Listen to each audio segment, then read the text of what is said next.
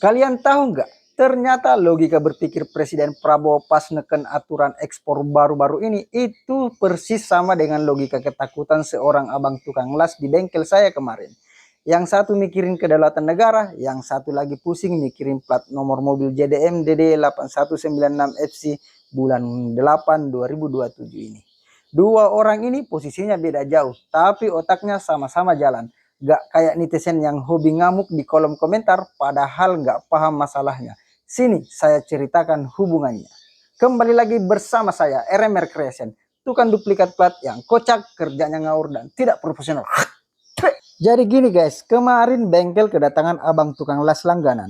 Ini orang kalau disuruh nyambung sasis truk patah atau bikin pagar besi raksasa, merem pun juga jadi guys. Ahli banget, tapi pas mobilnya butuh plat nomor model JDM, satu biji aja dari bahan aluminium 0,8, dia malah datang ke saya sambil angkat tangan. Saya pun ejek dong.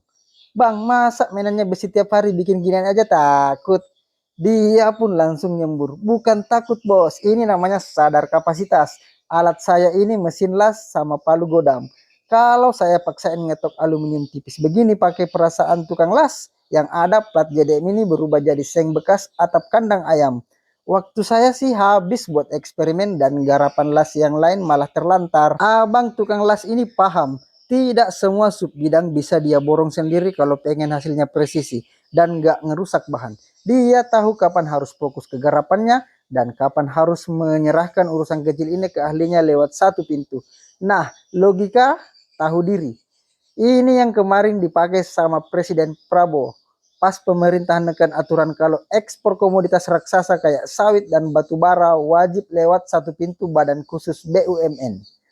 Waduh, lapak komen langsung penuh sama sarjana dadakan yang ngeluh ribet lah, pemerintah maruk lah sampai dituduh bikin rupiah turun. Padahal rupiah melemah itu karena faktor ekonomi global dan tingginya biaya impor minyak dunia. Gak ada hubungannya sama aturan ini. Tolong otaknya jangan di lost di ton ya.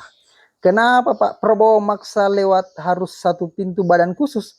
Karena selama 34 tahun terakhir urusan ekspor kita itu dibebasin ke masing-masing swasta tanpa kontrol ketat negara. Hasilnya, negara kita bocor sampai 15.400 triliun gara-gara manipulasi laporan. Banyak oknum nakal yang barangnya keluar satu kapal penuh, tapi di dokumennya cuma dilaporkan setengah kapal biar pajaknya murah. Duitnya diparkir di luar negeri. Makanya negara ambil tindakan tegas. Sub bidang strategis yang menyangkut hajat hidup orang banyak ini harus dipegang satu pintu khusus biar terpantau jelas angkanya demi kedaulatan Indonesia, biar duitnya utuh masuk kas negara bukan kantong pribadi penyelundup.